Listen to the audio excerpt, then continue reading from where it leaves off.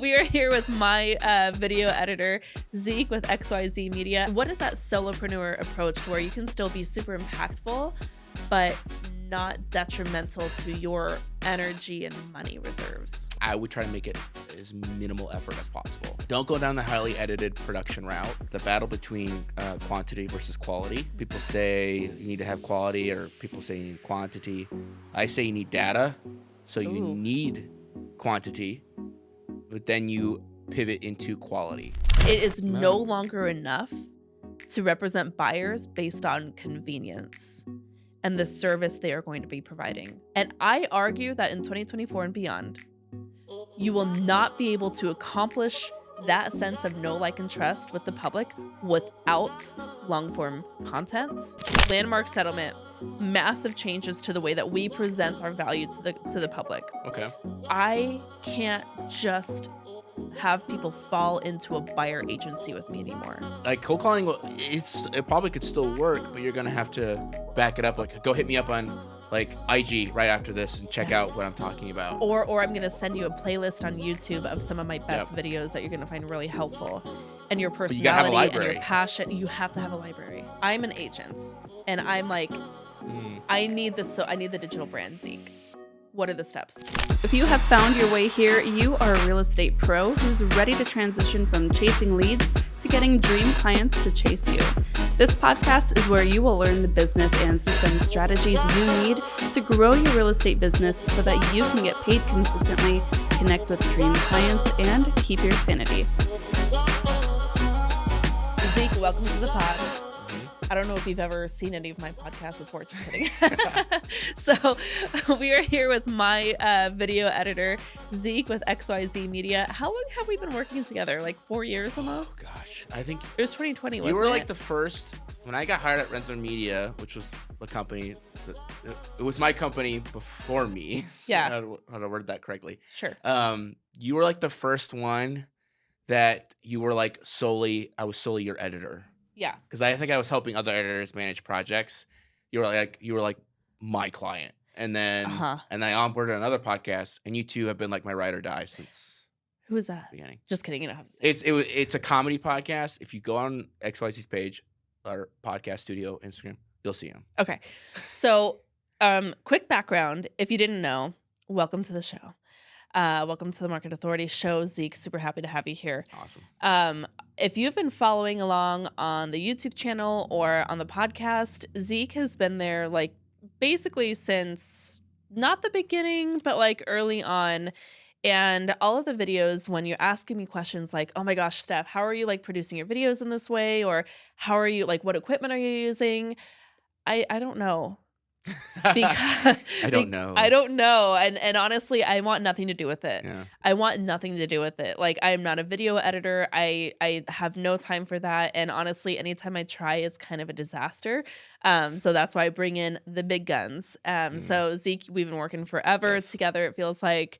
And we have gone through it over the last couple of years as we've, kind of ridden the waves of the changes that come with the digital content landscape and parenthood and managing all of it and balancing all of it. Yeah. So all that to say, super excited to chit chat. What I want to start with is how we are going to continue leveraging video and the importance of video in 2024. Like, what have you been seeing change a lot in the last year or so, and what are you looking to, like, in terms of trends in the next year? Well, the algorithm is a beast of its own. It's always changing. But also the addition of other apps always popping up. So like when TikTok rose up during COVID, it kind of rocked what the video sphere was for specifically marketing videos. It went from like a dance platform to then like, this is where all the people are making money, or at least like selling a lot of things, and like a mass media communication platform, like huge. And it shaped the other platforms, right? So I'd say up until 2023 from COVID. So like what was that, 2021 to 2023? Yeah. Short form was kind of the game, and your medium form, which is like I'd say anything from like 5 minutes to 15 minutes. You can go up to 20 minutes. was kind of like where you would make the money. Yeah. And then the long form was kind of just like an add-on, so to say, of like people who are like your ride or die fans. Yeah, like an indulgence almost. Yes. And I think now what you're starting to see is medium form, specifically on YouTube, the algorithm isn't really liking medium form anymore Mhm. unless it's search based. Search based video is the only thing that's not dropping because people are gonna. I Right. mean, Google owns YouTube, so if you're like looking for something, how to fix my car, or catalytic converter, or something, you can go on YouTube and find that really easily, and Right. that's where that's gonna grow. But now that has a library of the past 20 years almost now. I don't know when YouTube started, but it's got to be almost 2004? something like that. I think 2007 was when it was like really got going. Yeah. And so since 2007, people have been making videos about all the subject matter. So medium form is kind of dying down. What I'm seeing, and I'm seeing two things particularly. Authenticity is a big thing. Yep. And to achieve that, short form up until before this year was highly edited and like trying to be like I'm an editor, or I was an editor for a long time, and so I get these ads of like get all the best effects and sound effects and these animations and all these things, and for a while that's what I needed to do for clients, and that's what people were wanting. Now we're wanting more authenticity. We want to actually know the person that we're following, and so short form has kind of changed in a way to be a little bit more real. Like UGC content's great for brands and businesses because it's real life people making content, and which has now made long form content more valuable because it captures you in your natural state. So podcasts specifically, if you're a live streamer, you're probably even the best, but who can live stream all the time? If I could be a video game streamer, I would, because that seems like the best job ever. Yeah.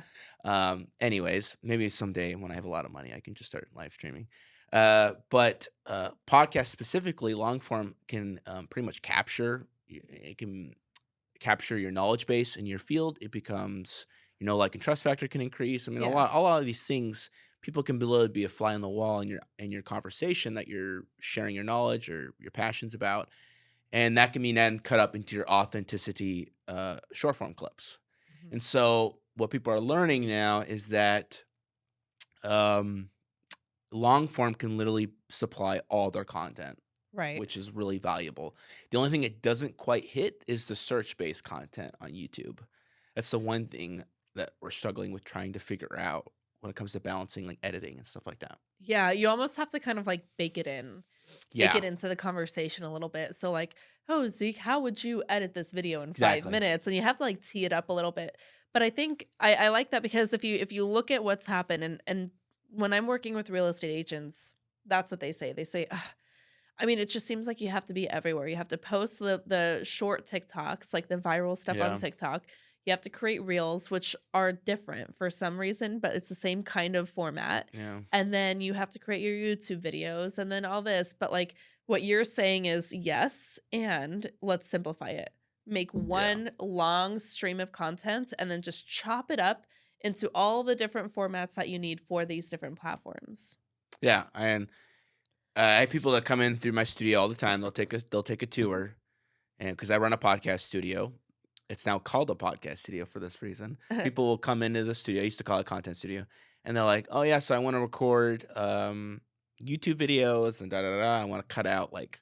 I had one person asked me for 14 shorts out of like a 10-minute video, and I'm like, "That's gonna be hard." Yeah. But if you did a conversation that was like an hour long, that can be way more valuable. And they're like, it seems hard to do. And then they were out. Which is so funny because I see this too, and I have a colleague who is like, well, I just want somebody who can help me film like, 15 reels a week. And it's like, and then I'm gonna have it all scripted out and all pieced out and ready to go. And it's like That's more work. That's so hard. That's more work. It's because I've done it. I've recorded a batch record like 10 short form videos, and the next month hits, I'm like, I don't want to make these. These are miserable to make. Because I'm also editing them because I want them to look like my brand. But if you're a person that doesn't want to edit them, you got to hire an editor. You want to get them the specific branding, fonts. Everything needs to be built out for them. There's so many more pieces about posting and getting all your reels. Like nowadays, the strategy for shorts and reels, like apparently YouTube Shorts, like this is something I'm gonna implement with your stuff. Mhm. They need to be going out at like 7:15 at night. I don't know why, but that seems to be the winning number. And so I got to shape around scheduling those correctly. Instagram Reels and TikToks, if you're posting on those platforms, they got to go out on different days now. Like there's a whole nother like world to like making sure your short form is getting to where you want them to be. Yeah. Yeah.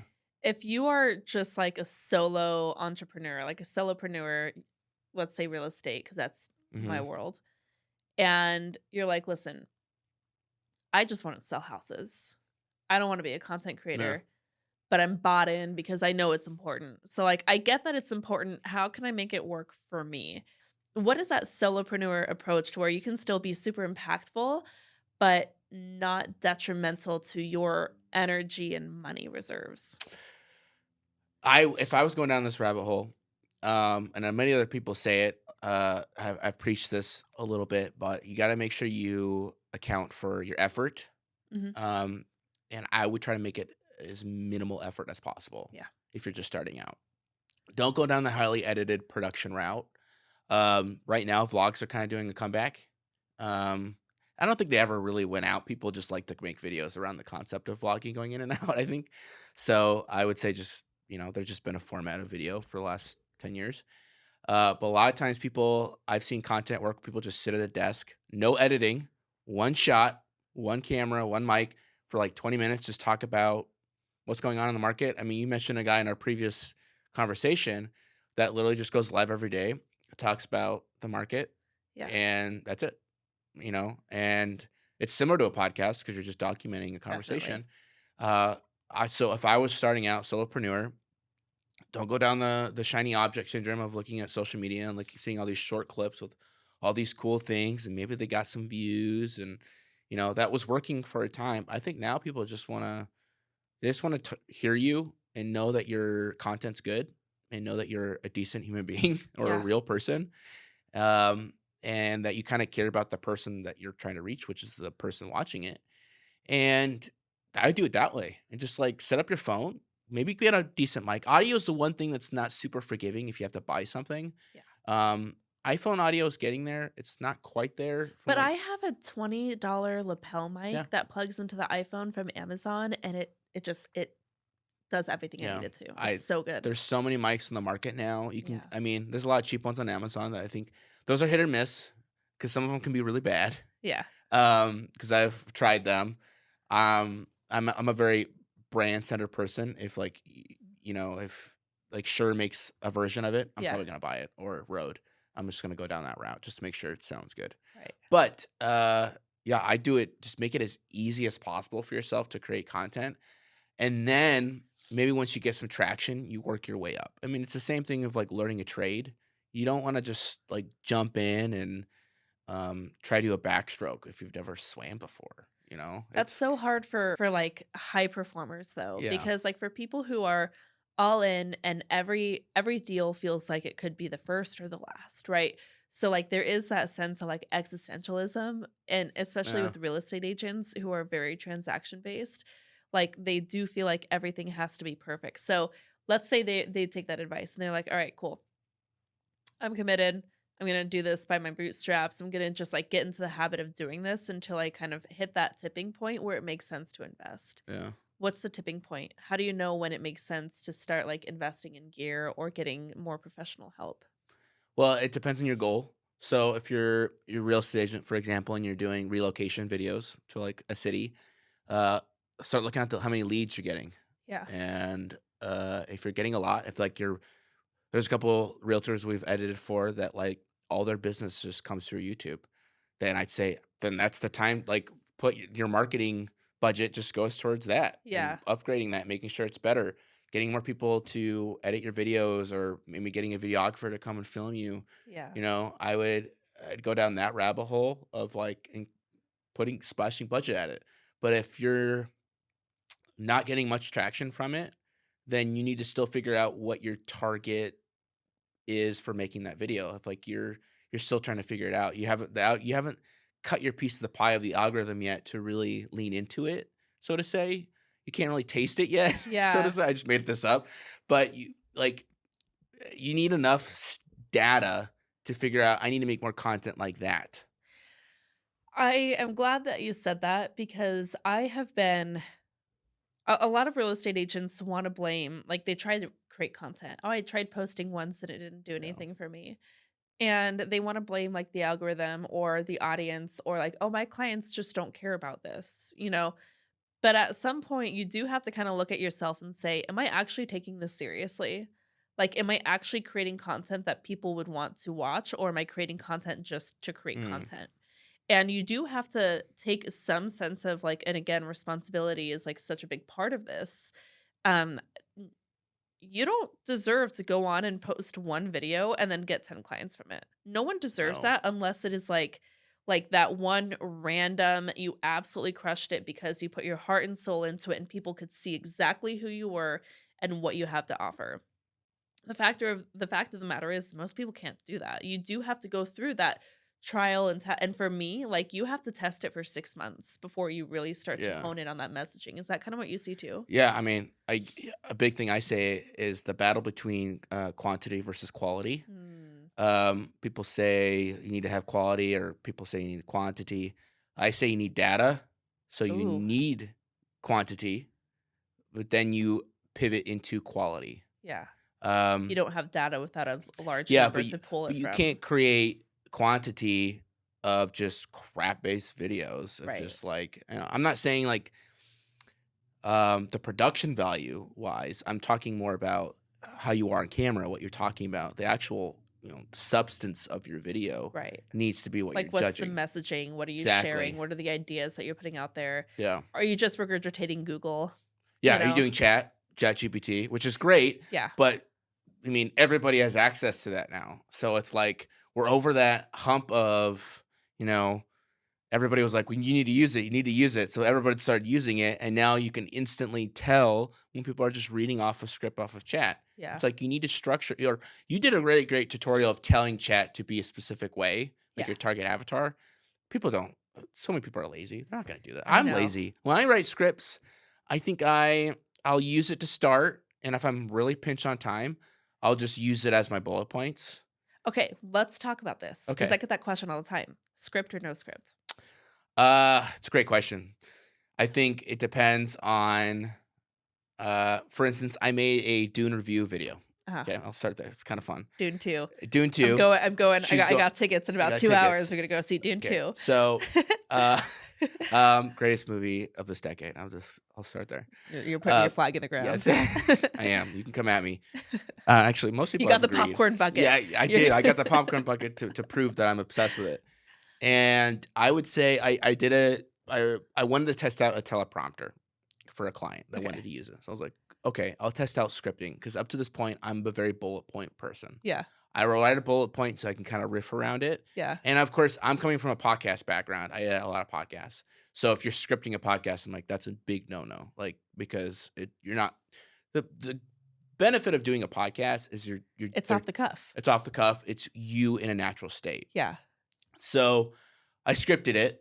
Okay, and I did the teleprompter, and I literally, it bothers me. It bothers me so much that to the point where like I almost didn't post it, but like I was like, I have the content. I might as well just post it.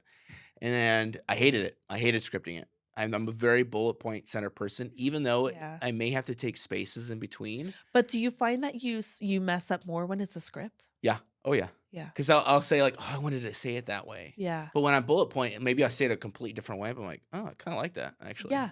Well, you know what's funny is like for me, it's this is the 3 things that you have to do when you're Ugh. buying a house. And it's like the vacant stare when you're reading something and you're trying and you're like you're Yeah. trying hard not to make it look like that. But it's like there was actually a big creator who I respect and follow. And they were going through something in life where like they put out a ton of podcast content. And the only way they were able to do it was by having their team script it. And they got called out so hard for it because Wow. of that. And that was before podcast was even like big. But people were like, you're literally, it's so obvious that you're scripting this. Just Yeah. talk. And if you're talking about stuff that just talk about it. Like Yeah. it doesn't have to be. I get that question all the time. Well, and it's also too like, don't just like, well, then I just won't write anything for it. You got to be prepared. Like we talked about what we kind of want to talk about in this episode. Yeah. But like a solo episode or a solo piece of content, yes, you need a little bit more structure. You need a framework. Probably a little bit more than bullet points, because you're Yeah. gonna want to be like, well, I want this. You want to go from point A to point B, so you need to know how to get there. Yeah. You want to take the person on a journey. Whereas a conversation with somebody and a guest, it's a little bit different. Yeah. Because you think about that. That's so fun though, is you don't know where it's gonna go. Right. So that's why I love podcasting. You can't orchestrate some things that come through. No, you cannot. Yeah. Because some things will pop up and you'll be like, oh wow. I didn't know this guy was obsessed with Dune. And like that came up in the conversation. Like, I'm obsessed with Dune. He's Yeah, obsessed he's with obsessed Dune. with Dune. I get a follow out of it. You know? Follow Zeke Follow at Zeke XYZ Media. for just somebody who loves Dune. I keep thinking of ways I can make like Dune Your whole short form personality. content. Yeah. Just kidding. Literally, I want to make a video of me just like staring at the popcorn bowl and like me trying to figure out ways I can watch this movie again for the first time. That is a bummer. So Isn't that sad when you interact with something for the first time, or like a song, and you're like, I will never listen to the song for the first time again. I have that with books. Okay. I'm a big reader, Mhm. and I get so sad when I finish a book and I'm like, I'm gonna reread this, but I'll never reread it for the first time. Yeah. I'll never read it again for the It's first like an time. M. Night movie. You know, you see Sixth Sense and you're like, I'll never get that twist that he's dead the whole time. Oh my all over again. gosh. If I spoiled it for you, you're like 20 years late. Yeah, So, oh well. too bad. Too bad, so sad. But yeah, totally. That's okay. Tell me about you have this really cool idea. So a lot of times, let's like walk through the journeys. Yeah. Again, real estate, my people. Yeah. My people are coming in and they're like, this is a year. Like everything that's going on, I have to get my digital brand put together. If you didn't know, side note, there was a massive settlement that rocked our industry. Did you hear about it? I did not. No, this seems like a hook right here. Zeke, I was gonna say this is an opportunity for all of us, but Okay. it's some real BS. So there's this massive landmark settlement that happened in our industry as a result of some really crazy litigation that's been happening between our National Association of Realtors, which coincidentally is the largest trade group in the country. I could believe it. Yep, we have 1.5 million members of the NAR. At the peak in 2022, I think it was like 1.67 million. Okay. So like huge group of individuals. But what had happened was there's this giant lawsuit that came forward from like a class action lawsuit from I won't get into the specifics, but basically there was a lawsuit stating that there were illegal things happening, that realtors were conspiring against the public. Okay. So because of that, the NAR had to settle, and with that, they had to bring down a bunch of new requirements that are stating how real estate agents can take on new clients, specifically buyers, and the way that commission is disclosed in that. Okay. And so if you didn't know, I would say 60 to 70% of real estate agents, maybe even more, are very buyer heavy. They are all in with buyers, and their buyers take up half or more of their business. Because I've heard the dream is to work with sellers. Yeah, list to exist. Yeah. I'm not a real estate agent. I don't know. You but don't know. I've heard sellers is where the jackpot is. And for me, I'm like 50-50. You know, like maybe a little bit more seller heavy at this point. And you don't really become a super heavy listing agent until you get like more into it, because like you have to have like the client base who are homeowners, right? Yeah. And that just takes a while. Mhm. And so typically what happens is, especially agents who are like 5 years or less in the business, are really working with buyers. That's it. Okay. And so the other reason for this is because of the compensation structure. Now, like it used to be, sorry, this is like super meta, but No, I promise I'm you're going to good. land this You're plane. I'm ready Okay. for this plane to land. I'm like, here I come. I can't, that's the thing. This is why like this type of content works for me. I can't do anything short, right? Like, Go in depth. okay. So real estate agents, what all this comes down to, landmark settlement, massive changes to the way that we present our value to the public, Okay. massive changes to how we get a committed client. Okay. It used to be that you could straight up get a call from your friend who said, hey, I'm really looking to buy a house. And in fact, I saw this one pop up online. Let's go take a look at it. If you are there to facilitate that showing, you can get paid for that. That's how it used to be. You're getting paid from the proceeds from the seller. Yeah. It's going to change a little bit to where you have to have an agreement, an employment agreement in place from the buyer who states that no matter what, whether it's coming from the seller or whoever, I'm going to make sure you get paid and it might come out of my funds. That was how it should have been already. And some states already required it because that is a level of transparency that matters. Yeah. Right. And so here's my question for you. Okay. You're not a real estate agent. You're just listening to the story and you're like, dang, this is like complicated. Yeah. You come to me and you say, Steph, there's this house on the market. I've got to see it. I want to go check it out. Are you going to come to me and expect me to like give you an employment agreement? And are you going to be like, okay, Steph, I know that whatever you do is going to be amazing. I know you're going to fight for my best interests. I know that you're going to really take care of me during this transaction. I know you're not going to rip me off. I'm going to sign this employment agreement because you spelled out what the commission structure is. And I trust that you're going to make sure that this is going to get paid either by the seller or I am willing to pay this much and I will sign here. Okay. Would you be willing to sign that with me? If the circumstances were right. I mean, knowing who I am. Knowing who you are, it depends on like if I worked with you in the past and like I knew you, then we'll be like, well, sure, I wouldn't care. But like if it's somebody that like I never if it's worked some with before, some random, and I wouldn't. You wouldn't do that. No. YouTube does that for you. I'm just gonna put that out there. YouTube long form content does that for you. There you go. So my clients, this is why I'm so passionate about this. My clients come in from like Instagram. Okay. Most of the time, I don't meet my clients face to face until our very first showing, but we've been talking for a year up until that point. We've had a Zoom consultation. We've had a very specific client onboarding sequence. They have signed, even before this happened, they have signed a buyer broker agreement with me. Okay. So they know what I'm going to get paid, whether it's coming from them or the seller or whatever, Gotcha. right? Typically it's coming from the seller, from the proceeds. So at that point, they are committed. They've never met me before, but they have known me and known of me for years at this point because they have followed along with my content and they have like gone all in with this. What the more seasoned agents are missing here, I'm so sorry. I can't help it. But this, like all this. No, you're talking. totally fine.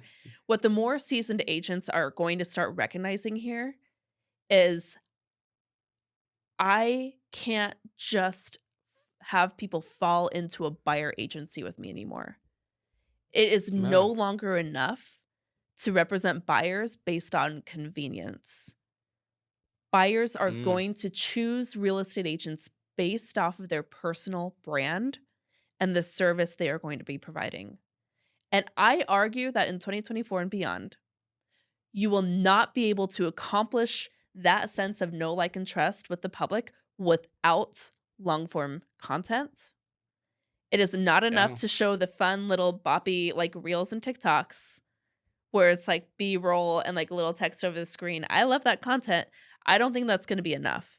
You have to have the ability to showcase who you are so that when it comes down to the brass tacks, your clients are willing to be represented by you on paper because that is now going to be required where it hasn't been in the past. Necessarily. I think that this affects the people that you mentioned, the people that are just going for the clicks and the views. Absolutely. But does it affect the cold calling side as well? Absolutely. So you get a cold call and I say, hey, Zeke, I see you own this house. And I don't know if you knew, but now is a great time to sell. I wanted to see if you had any interest in selling. Yeah. But if you come to me and you say, hey, Steph, I'm thinking about selling. I don't know when. I'm really not in any rush, but I want to pick your brain about the market. You're going to be open to whatever guidance I give you because you and I have that know, like, and trust factor. Yeah. Yeah. Absolutely. So going to you, I'm an agent and I'm like, I need the digital brand, Zeke. What are the steps? Where am I starting? So video content. And the reason I had to do that was I had to paint the picture. You painted a great picture. I had to paint it. That was really interesting. That it makes sense to me now. Where the rabbit hole that we went down a little bit, but I think it just proves that you need to be doing this. I couldn't agree more. Way, or else you're gonna go by the wayside. What the industry's doing. Mm-hmm. I mean, I think all those. I mean, we research videos to make sure that we're talking about relevant things and comparison is always, it's good on YouTube because you kind of need to know what other creators are doing. But like for real estate, there's a lot of cold calling content. That's why I asked that. Oh my God, you're right. And Yeah. if that's all going to get affected and all these people that are just, doing deals that way, Yeah. then that's going to change altogether. You're going to have a brand.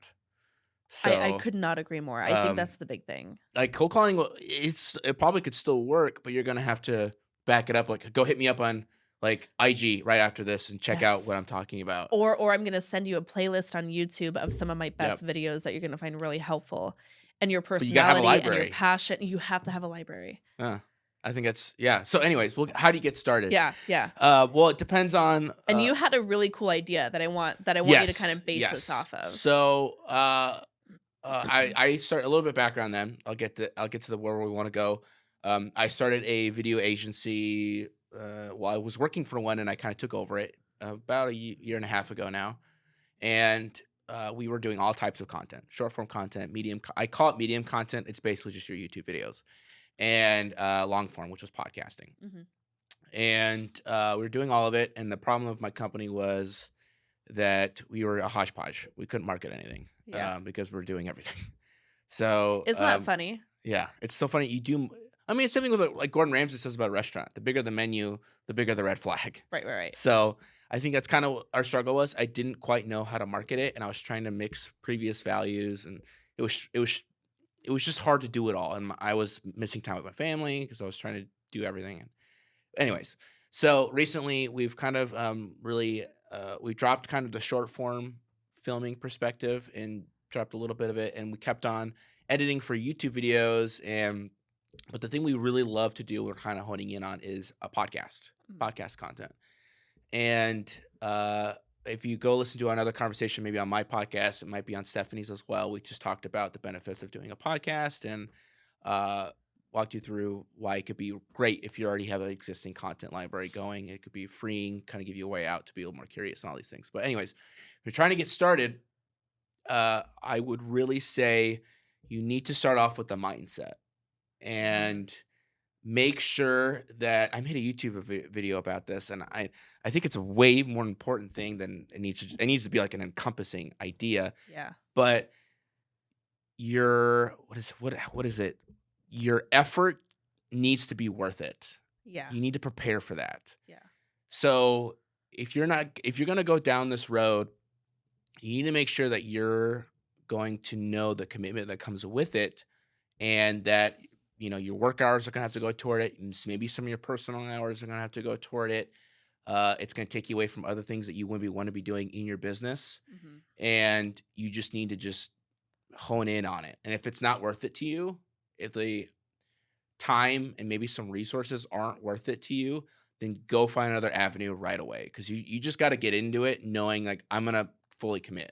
And I feel like a lot of people put their toe in the water. I'm like, I've talked to a lot of agents. They're like, yeah, I know I should have a YouTube channel. Don't say that. Don't say, I know I need to. Say, I'm going to, or I'm finding other solutions. I like that. Because it's not going to work that way. You can't just be like, yeah, I know I need to get to it. Either you're never going to get to it, which is great, know what you're going to get to, or I just need to start it, whatever I'm going through. Oh my God, that resonates so much. Like, get off the fence, which is a term that we talk about all the time with our buyers and sellers. Like, get off the fence, just make a move. But like, we do that all the time when it comes to these really big commitments, like putting ourselves out there on video. That's so true. Yeah. So mindset, that's number one. Yep. Number two is a little bit more in the weeds of like equipment, right? And talking about how to start making video content. So like, all video content, it's going to need a camera, obviously. So one thing we're going to start talking about is like different tiers of budgets and stuff like that. So if you're just trying to get started, just use your phone. The mic's okay in it, but that's just how you need to start. Like if you're just like, you're right, Zeke, I just need to just start making videos right now in this moment. Just flip around your phone and start recording it.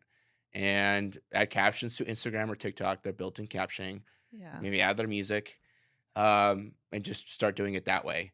And obviously, if you want to do YouTube videos, it's a little bit different. You're probably going to have to lean into turning the camera to it's so funny. I have to tell people to turn their camera from vertical to horizontal when for like 10 years I had to preach you got to turn to vertical I know, right? for content, which is funny now. Make it horizontal. Just make sure you're a little backed up so that you can cut it if you want to. Yeah. Mics, audio is the only thing that you cannot forgive about. Like, I know I said you could probably use your iPhone audio. If I mean, you mentioned buying a cheap mic on Amazon that worked for you. Yeah. You should probably put that link down below if you got Amazon affiliates. Do you have like a little like gear sheet? Yeah. Why don't you put together like a starter gear sheet and then I'll do link it. to Yeah. it. I just posted a video, actually went live today of this recording. Okay. Talking about what you need for a podcast. Oh, okay.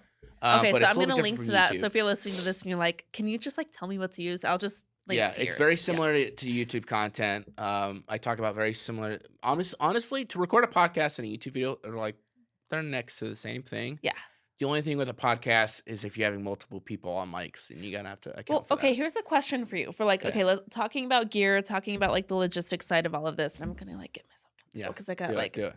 These chairs are so. I know they're so good. They're comfortable, but for a podcast, you like want to get into it. Well, here's the question. We're like, okay, so podcasts don't have to be like only on podcast platforms. Nope. And I think that's like a big thing to start thinking about too. And I wasn't thinking about it that way until recently when we were kind of talking about it. And so I actually argue that if you're going to start, just put it on YouTube. Like figure out, stripping out the audio later to different. Well, YouTube like, actually creates your RSS feed now. Oh, does it really? I mean, there's no way to track it because you still have to put it in an audio distribution platform. Right. There's free ones out there that can do it for you, but they do it now. And plus, YouTube will convert it to their YouTube Music platform now. Okay. Because Google Music kind of folded and it's not YouTube Music. Oh, I didn't know that. They're trying to rival with Apple Music and Spotify. Have you seen, side note, this is why this kind of content is so interesting to me, because like if people are listening to podcasts, it's a secondary activity, right? So they're like listening to it, which is the beauty of it, right? Especially for this next generation, like ADHD, everyone has it pretty much. I know point. we're all like, we're all neurodivergent. Yeah, like I can't tell you, like even if I'm like doing something I love, like playing video games or something, I will still have the TV on playing soccer, like have soccer on, or I'll be on my phone looking at reels or something all at the same time. I can't like I fold laundry and do something, or it's so true. Oh, it's so true.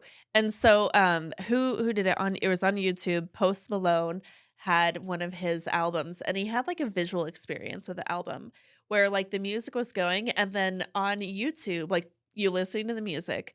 But if you look at the thing, it's not just like the album art or like the lyrics. You know how like it was a big thing to just have like the lyrics and then the song over it. Now it's Post Malone in a styled stage where he's just like vibing. And you're literally like, you're not supposed to sit there watching him. That's not the point, but it's to give you another layer of the visual and audio experience so that it's like the whole vibe. And that was part of what we decided to do with this podcast. So like if anyone's listening to this and they're like, well, I mean, how do I get it onto like Apple Podcasts and Spotify and stuff? Like, don't let that even figure it out later. Just start filming this, put it up here because people are going to want to watch it anyways. Like people they're going to want it, they'll figure out a way to consume it. Yeah. So like they'll throw it on their phone and drive. Yeah, I've had YouTube videos playing with put the phone down though. Yeah, don't look at it. I have that magnetic thing now, so it's dangerous because I'll sometimes listen to Zoom calls and stuff, and sometimes I catch myself looking at it. Like turn it a little bit. Put it down. But people, if you just have a YouTube video and it's like, you know, a decent length, people will consume it however they want. Absolutely. People will figure it out. So you have like a little bit of gear. Maybe you get like the right mic. Yeah. But really, like you can start on your iPhone. You put it shoot it in 4K. Yeah. Face a window. Yes. So lighting. Get some good light. That's another thing I was gonna say. Best source of lighting is a window. Yeah. You do not Indirect go light. by. Do not fall into those Amazon or those content creators advertising lights. I mean, like Stephanie will tell you there's like 50 lights on in this set because I run a studio and there's an investment on it. Yeah. And I actually have the windows covered up in here because I can't quite control the look of the natural light. But for you who's just trying to create content on a basic level, always like have your face facing the window and have a camera somewhere around where the window is, and it should look fine. Yeah. Yeah. Yeah, I follow Molly was on the podcast. You met her. Yes. And she does really great reels on Instagram. So she's doing like videos and stuff on Instagram. And she has just like a special sticky case that Mm-hmm. has like these little Ooh, suction that's cups on the smart. back. And just I think it's called like an Octobuddy or something. And you can just go Yeah. through. And what she does for like 80% of her content, I feel like, is she just does the video in her kitchen because there's a really nice window. And she just like sticks her phone up right there, and then like the There you light is go. there, and there's like That's a that is the perfect way to do setup. it. Yeah, that's the setup value. Yeah. So easy. And you spend no money. You just Yeah. in your home. And you already have a phone, most likely. Yeah. Do you find that the gear is more like just a defense mechanism, or like just like a limiting belief? That goes back to mindset, I guess. Yeah, it goes back to your mindset, but it's also like, I mean, everybody wants, the issue is creating content. Sometimes you chase perfection, but the joy about content is it's never going to be perfect. Yeah. But it takes time to understand that. Yeah. And so if you're chasing perfection, you're going to go down shiny object syndrome, which is you see that set. It's bad for me when I'm trying to design my sets because I'll see other people's setups. I'm like, ooh, I want to add that. Right, right. But like there's this big empty space here. I'm trying to figure out how to fill it with like a cool light fixture or something. So I'm seeking it out. However, I don't need it. It's more of perfection. You're never gonna get it with video content. I'd say even like the Mr. Beast isn't perfect, but that's kind of the point of it. Right. He records like a video of him being buried in a coffin, and it's an ad, basically an ad for a reading app because he spends the time reading in the coffin.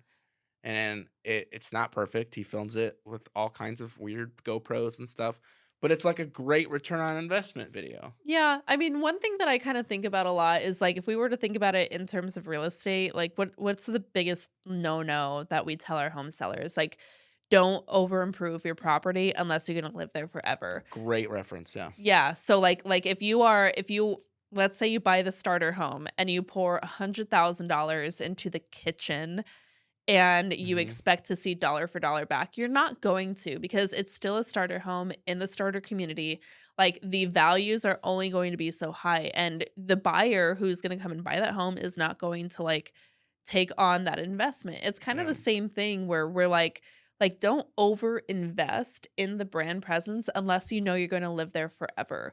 Right. So, like, until it's your forever home and you've got it figured out, you know what your messaging is, you know what your audience is, you know what the goal is, then you can go, all out with Yeah. like everything that you want to invest in it. And that's kind of what I did.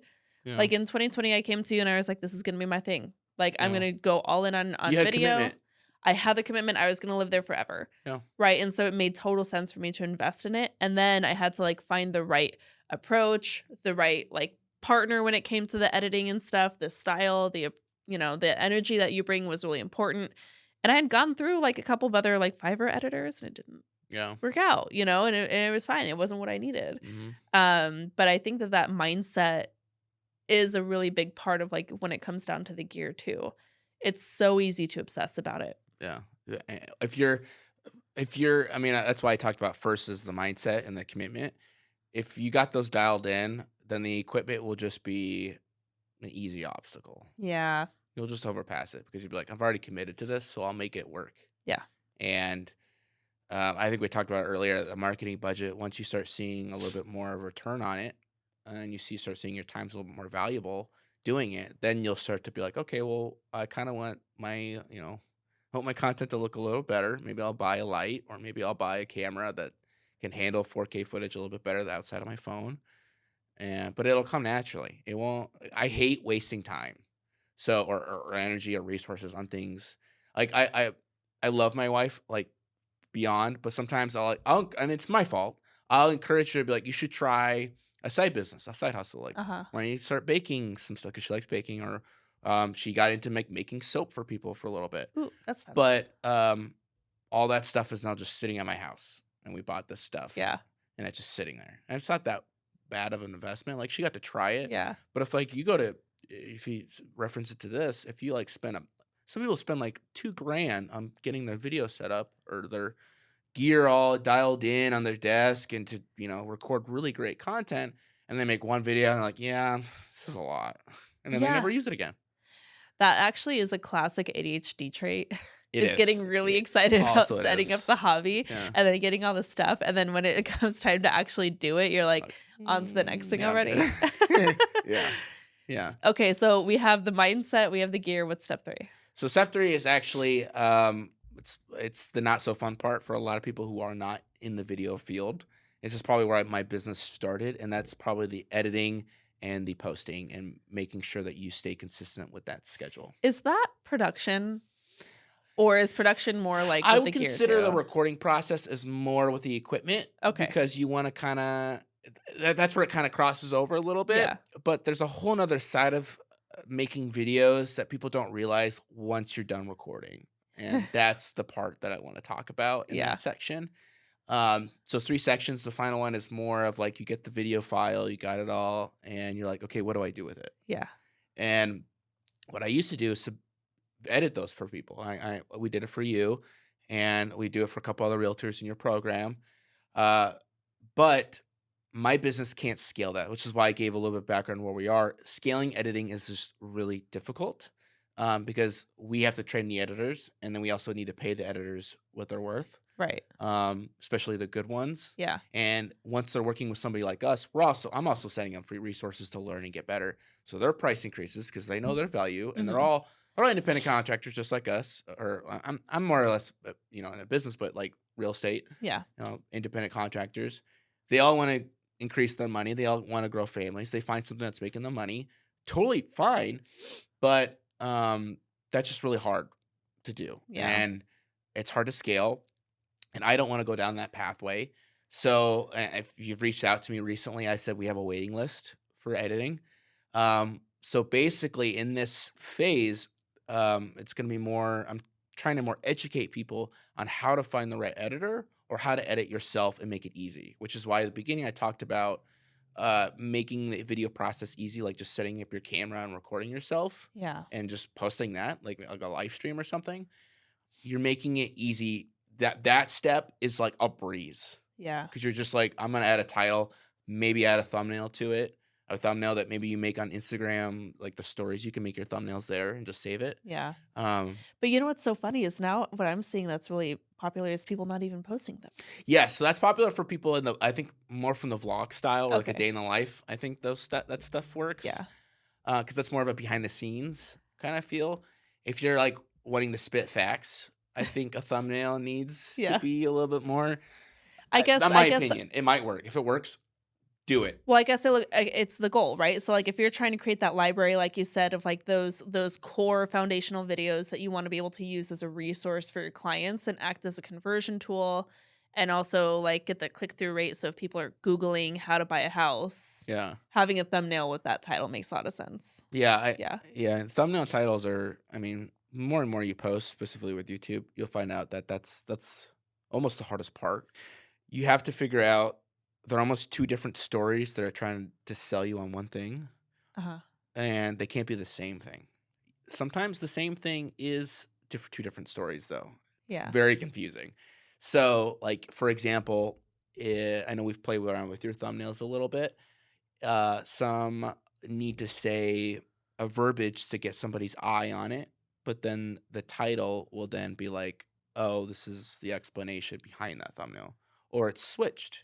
A lot of the words and the verbiage is on the thumbnail, and the title is more like, this is how I fixed it. Right. Problem, answer. They really work together. They're like a brother or sister. They need to like work together or twins or whatever reference you want to use. Yeah. They need to work together to get that person to click on it. So like the eyes need to get to the thumbnail, but the brain needs to believe that the title is gonna, they're gonna get a return on their time watching it. Yeah, that makes a lot of sense. There are some, I think it goes back to like, what's your purpose? What's your goal? What are you trying to accomplish? There are some people in that space who are so clickbaity. Yeah. So they say one thing on their thumbnail, and then you get into the video and it's something totally different. And you're like, thank you for wasting that's my why time. Views can be deceiving sometimes. Yeah. Because their click-through rate's probably, or their watch time's probably terrible. Right. It's like a minute, and you're like, I'll click on a video that I think I want to watch. Because I'm always on YouTube. And I'm like, ugh. I'm out. Yeah. It's not what I clicked on. That's why the hover is also really important. Your first couple seconds or your first 30 seconds of your video, I'd say actually your first 10 seconds are the most important. No way. Really? Why is it called a hover? So when your mouse goes over, or even Uh-huh. when you're scrolling on your phone now, it'll play like the first 10 seconds Okay. without audio. Without audio. Yeah. So it's like Okay. the thumbnail will be there, and then I'll just kind of see the first little bit. Uh-huh. And if it looks really good, if there's a lot of retention going on, I'll be like, oh, they know what they're talking about. It's a good edited video. I'm going to click Okay. on it. That's interesting. I didn't know That's that. a little bit more upper level. If somebody really knows how to use YouTube, Yeah. that's what they're doing. That's maybe more from maybe like people around my age. But I'd say once you learn it, I won't click on a video unless I first see the file. It's like if it's not loading, I get mad and I'm like, I'm not gonna watch this. Oh yeah. No, same thing. Yeah. Same with me. The worst is when there's a really long intro. When there's like, hello, my name is Stephanie Lugo and I'm a realtor with My Home Group Real Estate. And today, like, I don't care who you are yet. I don't care No. who you are. Get to the content. Or I know who you are. Get to the content. But that used to be like a bumper almost, like for a YouTube channel, like a travel channel, and it was like a cool cinematic animation. That used to be the way to get people to be like, this is a community, this is a brand, this is not just somebody posting a video. But that was before. But that was a different marketing. That was different. It was a doesn't work different now. world. Short form wasn't around. I would say long form wasn't really around video wise. It was more or less, it was just like trying to get people into a community. It was like a Facebook page. Right. So it was just different. So they're gonna get it ready to post, maybe put Yeah. together a thumbnail. What's next? So the last step would probably be figuring out your schedule. Ooh, okay. And so this is picking a time of every week that you want to post a video and you stick to it. And it's funny working with some clients because, you know, things happen, life happens, and they're like, I got to skip a week, or they get us the footage a little bit later, so it's a little bit harder to get it to that time. Yeah.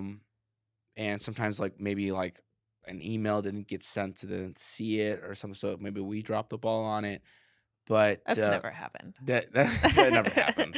Because all my editors are perfect and they never make mistakes. Actually, I don't. Well, knock on wood. I don't think anything's like that has ever happened. It's happened. It's happened a few times. Especially, this is why we're not doing as much YouTube editing. But there was a time I was managing 5 editors at once, and they're all doing different clients. Yeah. And all of them have different communication skills, so it was just hard. Yeah. And if you're knowing like, why Zeke, why aren't you editing people's videos anymore? It's because I don't want to manage some 20-year-old in Czech Republic anymore. Or Yeah. even though I love them and I think they do great work, I'm not gonna teach them how to communicate that. Like, hey, I need a video done like 5 minutes ago. Where is it? You know? Well, here's what I'm afraid of happening. So you're saying that, and you're like, it's hard to do the editing. It's not that it's hard to do the editing, but like the time and energy return isn't there at a grand scale when it is so simple. When it is so simple for the solopreneur or the realtor just to like literally post it and get it out. Yeah. Right? Is that kind of what I'd say start there. Always Yeah. start, make it as simple as for yourself as possible. Yeah. But again, you want to go to the next level. You want to, again, I love the analogy of like, I pay someone to clean my house because I want that 4 hours a week or 4 hours a month back to do other things with my family or work. I'm all for that. Pay somebody to do it. But now instead of me being the supplier of the editor, I'm teaching people how to find that person and also how to condition them to get what you want out of them. Love that. Because that's a whole nother beast. And you can't just like post. I mean, if you can find a word of mouth person and it works out well, then that's a gold mine. Mm-hmm. Use that person. The thing about editors is that a lot of them, this is like their first taste of young people like doing business Yeah. or side hustle. Okay. And so you almost kind of have to parent them a little bit, which is kind of irritating. Or you get people overseas, you know, like just trying to get the American dollar into their system and like make a good buck out of it. Yeah. And both of those are two different stories, but you have to learn how to navigate that, because if you just you'll get frustrated. I've had people, like realtors on both, or not just anybody, trying to hire editors, come from both sides and say, I hated working with people outside of the Philippines because it's hard to communicate with them. They work hours totally different than me, and they were just applying the clickbait like Fortnite, if you know what the Fortnite feel is Yeah. to videos, and it wasn't anything I was looking for, and they weren't taking feedback. I'm like, well, did you research them? And you're just trying to, if you're just trying them out, you got to give leeway. Yeah. Like if you're like, I'm just trying this person out, and you get back, you're like, man, like, oh, it's nothing that I want. You're trying them out. It's the same thing as hiring an assistant. If it doesn't fit well an assistant, you find another assistant. So what we're trying to do is teach people a search database and what systems to use. Like there's a couple job sites you can use that I think I'm going to help people, do a job. I did a job posting on the Y2 Jobs, which is just for YouTube editors. It's great. Love that. Or making a post on LinkedIn. A lot of these big creators will have their family member just help them with video, because they're a family member, they like become like salary based with them, Right. which is great. There's a lot of avenues to go down to get your video edited if you're going to that level, and so we just want to help people figure out how to do that. Yeah, you have to know how to ask for what you want too. Yes. So like I have an agent in our program. She's awesome, and her husband has done a lot, if not all of her editing for her YouTube videos. And like he might have like some skill in that, but she also, again, it's her content, has to have the responsibility to say like, this is what it needs to say. This is the goal. This is what I want it to look and feel like. And then you also have to learn how to give that constructive feedback. Like I had to learn that too. Yes, you have to. References are great. The Yeah. best thing ever. Find people that you want to replicate and start there. Okay. That's the first probably step of communication with somebody, if an editor, that if you want to get feedback and change something. Yeah. Specifically if it's your loved one, then it's a little more complicated, because obviously a husband and a wife are going to be, they're going to be irritated with each other probably wanting Right. feedback. But if she's not giving them like, I want you to learn this type of animation because I want it in my video, then you need to find another editor, because if they're not willing to go to the level that you want them to go, then just take that strain off your relationship. Yeah. And just go. If he's saying this is my capability and you're okay with that, then you just got to be accepting of it. Yeah. Because you're getting a free video. Like, Yeah. you just got to, again, managing expectations is another thing you got to do when communicating with editors. And there's also the huge rabbit hole of like, I have to hire somebody else to do it. If you have like an hour to edit it, there's definitely some tools and AI tools that you can use to edit yourself. It's not incredibly hard. It's hard to do if you've never video edited before, because it's weird rewatching yourself over and over again in like 10-second spurts, because you're fixing things, you're cutting out silences. Sure. But there's AI tools that'll cut out silences, they'll add captions for you, they'll even add B-roll for you, even though it might not look that great. But if you're okay with that and like not being perfect and just doing it, then sure, that's a whole nother avenue you could go down. Yeah. Well, okay. So let's recap. Do you know what you're calling it yet or no? I think I'm gonna do something like a podcast launch, or not podcast. Sorry, not podcast. Something YouTube launch kit or YouTube launch. I don't know, something. You're something gonna along those let me lines. know. I'm gonna let you know. Okay. I'll have a link for this episode down Okay. below to figure it out. I'll use a funny verbiage down in the description, like this is what you were looking for. If you want to, Here's what you're looking for. it's gonna be a wait list, just to see if you're interested in it. But it's gonna be like $97. And it's gonna be 3 sessions. Probably gonna be like a Monday morning or Tuesday morning, at like 9 a.m. You just can't do that. Can't do Tuesdays. Yeah, That's you my can't do coaching calls. Tuesdays. That's right. I Don't do mine. went override yours.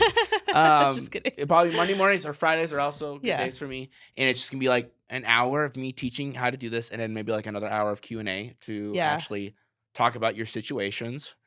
And we'll go through the first one, which was mindset and the commitment. Then we'll go through the equipment side of things on the next session, which will be the following week. And then the last week, we'll just we'll talk about how to get your video posted, how to get that solid piece of recording to that final step, which is like the thumbnail, the edit, the titles, the tags, the scheduling the posts. That's the stuff everybody forgets, and that's where probably people trail off. So that's like, I feel like keeping it in the third session is important. Yeah. Because it's hard. I'd say that probably is where everyone trails off, is that last step. Yeah, and there's nothing worse than having like a big file of videos that you produced but never did anything with. Like And that I do just the same sucks. thing. I do the same thing. Yeah. Okay, make sure that you're checking out the show notes to Yes. learn more about that, or Limited the caption spots. below. I'm only going to do like 10 at a time, maybe Yeah. even less than that, because I want to be able. I could do this, of course, but something I'm in a couple master classes, and something I love about it, even though it's big, that they see my face. He like talks about everybody in it, and being able to have a face-to-face interaction and actually somebody looking into your situation is so Yeah. much more powerful than doing a course. It might eventually turn into, maybe it's like a people can rewatch it and like pay a certain price, but for this, you get me for an hour to teach it and to pick my brain a little bit. And I don't, this is a testing ground. I may stop doing it. Yeah. So if you want to get on it, take advantage. Well, I love it because it's kind of like, so like if you've ever wanted to just like pick the brain of my editor, like the person behind who helps produce and make sure all this stuff is done well. Like these are all the conversations that we've had over the Yeah. last 4 years. So I love it. I think that that is awesome. And to me, it sounds like the fastest, most actionable way to get your ducks in a row and actually launch a YouTube channel that's going to work with you, that's going to be sustainable, that's going to be able to help grow your brand. So Yeah. I think it sounds awesome. I think it's great. I mean, again, I don't want to lean into podcasts too much because I've learned so much knowledge about editing YouTube videos and what to look for and how to communicate to editors and stuff like that and pertaining to it. And so I'd rather share that knowledge and get it out there. I mean, I love podcasts, but editing videos is also like a passion that I'll never go away. Yeah. So yeah, I love it. keep it there. Well, I want to acknowledge you for always being willing to try something new and listening to what your customers and clients are looking for and what their challenges are and coming up with something really creative to help serve them. And I think that that is the mark of not only someone who's like savvy about what they're doing, but also who cares more than just like showing up and doing the bare minimum and hoping to get paid from it. Like you have been so easy to work with the last 4 years and really been such a pivotal part of my journey into content creation. So I want to thank you for that too. Of course. I think that my favorite part about doing what I do is I get to see people build stuff Yeah. and be successful at it and do what they want to do. Like this is like helping you kind of build your coaching business to where it is and kind of being a big pillar of your marketing and being able to accomplish that. And like there's a couple of like entertainment podcasts that just have like communities where they talk about their dating lives, but it's fun to see them like flourish and sell merch. And a couple other people I've helped pivot from like being, in the grind of creating content, and like a podcast has been really helpful for them to supplement their content. And so, yeah, I just love people, achieving what they want to do. And somehow I get to do that with what I do. Mhm. And so I'll keep doing it, I love Yeah. it. Well, thank you so much for hanging out with me on the show and for the great conversation. Check Zeke out. We'll have all of his information below so you can learn about his services and his new beta program coming up. I think that is going to be a hit. So I'm super excited to cheer you on through that. Yeah. Well, thank you for having me. And I'll be editing this. So Yeah. I'll see myself You're soon. gonna like insert like Yeah. sign up here. Yeah, Just kidding. hopefully I look good on camera. So we'll see. Love it. Okay, cool.